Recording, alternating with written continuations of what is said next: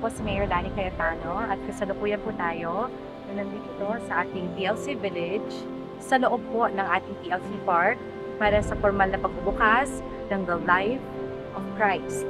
Ito po ay ihinanda ng pamahalaang lungsod ng Taguig upang magkaroon ng pagkakataon ng ating mga kababayan na hindi na lumayo pa sa kanila pong observance ng Semana Santa.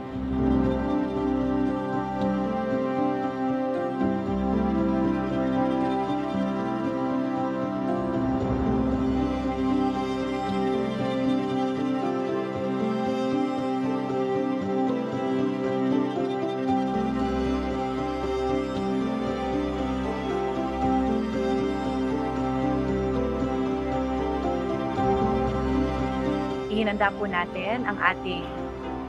TLC Park upang magsilbing venue kung saan ang bawat pamilya ay maaaring pumunta for reflection at alalahanin ang ultimate sacrifice na ginawa ng ating Panginoon ng kanya pong tumusin ang ating mga pagkakasala sa krus ng Kalbaryo.